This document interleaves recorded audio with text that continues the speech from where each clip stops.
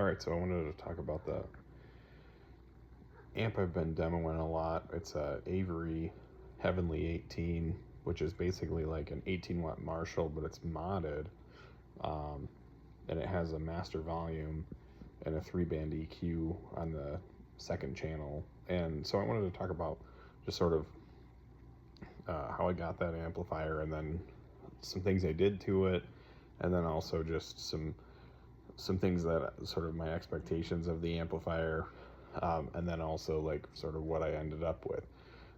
So when I got this amp, I got it relatively for an inexpensive price, especially for, these are $1,700 new, and it came to me relatively cheap, and it was a little under the weather. And I actually had it, and it kind of sat for a long time because I thought there was like maybe that it needed to be serviced, and I just never got around to it. So a couple weeks ago, I pulled it out of the basement and started messing around with it, and swapping out preamp tubes and stuff, and I got it working. It was making some noises and stuff, so sort of after thinking about it a little more, I was like, well, if it's making noises like this, it's probably a preamp tube. So I put a couple of vintage preamp tubes in it. I put a Sylvania 12AX7 and V1. That's like a really old Sylvania, probably like a military grade spec tube. Now I'll say that, oftentimes with like modern amps that are, modern designs and stuff, that sometimes old tubes are almost too hi-fi sounding for those amps, and sometimes they're not great. But like for an amp like this that's designed around a vintage amp design, it really benefits from having these vintage preamp tubes. Another thing that I'll say, just sort of to keep everything on track or whatever, but I ended up, my expectations for this amp is I was like, okay, this is kind of a Marshall thing. I've never really owned an 18 watt Marshall before. I mean, I've watched videos and I kind of knew what my expectations were. However, and it does that very well, just to be honest. Like you put it on the normal channel that doesn't have the 3-band EQ, and you crank it up, and it's very Marshall-y sounding, especially if you put something in front of it to drive the amp a little more. You can get some pretty cool, old school, cranked up, gainy Marshall tones, you know what I mean, from this amp. But I was actually super pleasantly surprised at what you can do on the other channel that has the master volume when you have the gain relatively low. It allows you to play at lower volumes, which again, most times when I play, in the evenings. That's the times that I have the most amount of time, or really early in the morning. And I have a bunch of kids, and I have, a bunch of stuff going on in my house where it's not really conducive to play super loud.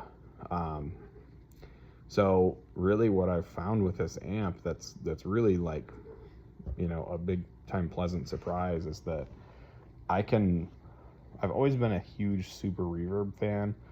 I love super reverbs. I think that's one of my favorite amps of all time.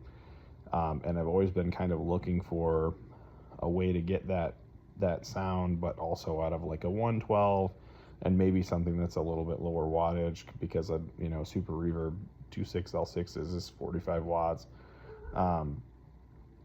So they're definitely like, they're not terrible. You can tame them down at low volumes and they still sound really good. But they sound better when you have them cranked up. And this amp, even though it's two EL84s, and is a Marshall-y design, the guy who made this amp tweaked this amp so that it would be a little bit bluesier sounding. So I don't know exactly what the mods are to it, I did get in contact with him recently, just to kind of say, hey, look, I ended up with one of these amps. I really like it, and I've been making demos of it. But I would say,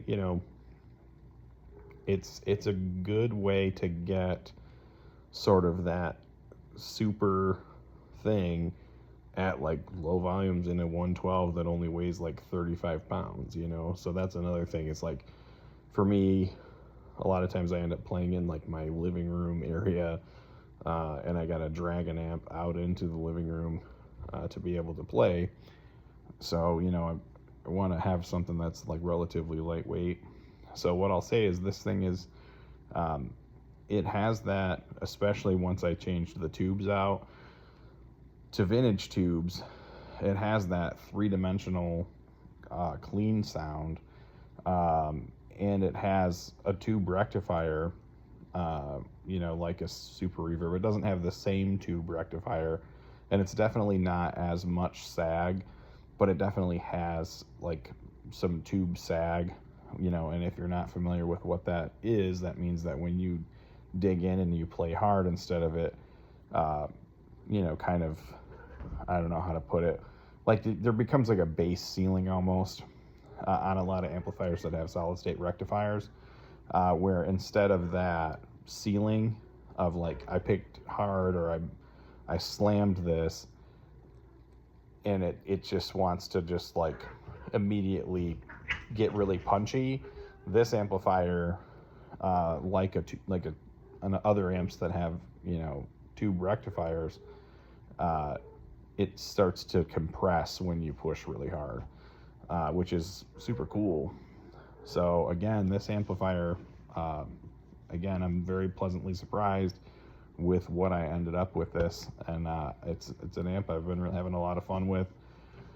It takes pedals really well too, especially since I changed the tubes to vintage tubes.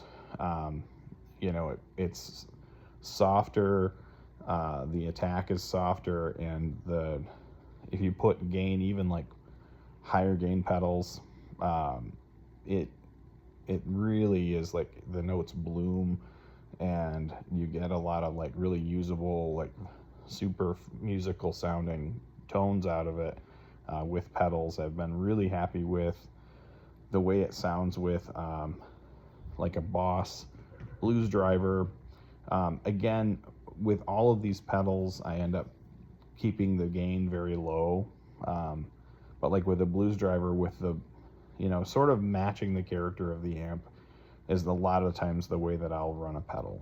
So I'll try to dial in like a similar amount of treble to what the amp is doing, try to get that pretty close, and then I'll dial in the amount of gain that I want based on what that pedal is. So I've been using like the BD2 with the gain like just at the point of breakup, and then with which most people don't do this, but with the tone knob, maybe at like 10 o'clock, you know what I mean, where it's actually probably cutting a little bit of the high end that's natural in that pedal, but I think it sounds more like the amplifier that way.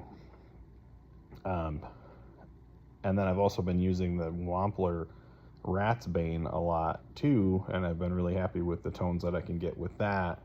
Again, that pedal, when I use it with the gain turned very, very low, almost to the point where you're just about off, because like that pedal, like a lot of drive pedals, if you turn the gain all the way down, it actually just kills the signal completely.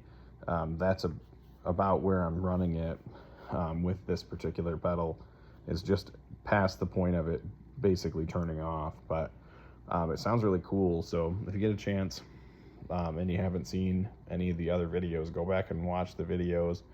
I'm going to post some pretty soon that are maybe a few more clean videos. There are some clean tone videos out there, but those were before I changed the tubes. So I'm going to post a couple more of it, now that I've changed the tubes. I'll probably post another one with just like the LPB1 Electro Harmonics pedal, and we'll talk about sort of that pedal too. At some point I'll make a video about that pedal. I think that's a pedal that if you're like a Strat guy, or probably a Tele person too, that's like a pedal that every person should own. But I just wanted to talk about this amp. It's these are made in Michigan. They're made like up north, in like northern Michigan, by a guy. His last name is Avery. Really cool amplifier. I did contact him, and when I talked to him, he said, yeah, send me some of your videos, and he's like, I'll send you a shirt or whatever, which is like, again, not like the shameless plug type deal here, but I've just been real happy with the tones I got out of it, and like I said, very pleasantly surprised at what I can do with this thing, versus what I kind of expected. I thought, okay, this thing's going to be really dry sounding, and be kind of like, because again, it's not like I've played through 18-watt Marshalls before, and they're cool, but they're not necessarily an amp that I would be like, man, the cleans on this amp are super good. You know what I mean? That's not really kind of what I think of when I think of those amplifiers. Not to say that they're like bad, but like they've always been for me like a typical, EL84 amp, maybe less like a Vox or something. There's a lot of amps that are EL84s, and they feel kind of squished down. They have like not as much low end as you would maybe want them to have. And again, I come from like mainly a Fender amp school of thinking, where they don't have as much low end as you would think. They don't have necessarily a ton of sag, and they're kind of sterile sounding is a lot of times what I've found, especially with the like times where I've played through other what we'll call it clones, amps that are like sort of clones of those amps. That's kind of what I've experienced. But man, I'm super digging both the cleans and like the things I can do with pedals with this amplifier as a pedal platform. I'll say also, this amp is super loud. If you wanted to gig this amp, especially the master volume channel, you absolutely could. It's definitely like, but it plays well at low volumes too. But if you wanted to, take this thing to a club, you'd probably still want to mic it. If I'm being, just totally honest, it's probably not enough to like play a bar or something without miking it, because you're going to run out of headroom, and like there's going to be things about it that you're just, you're going to be right at the edge of what the thing can do. But I think it's a very usable gig amp for sure.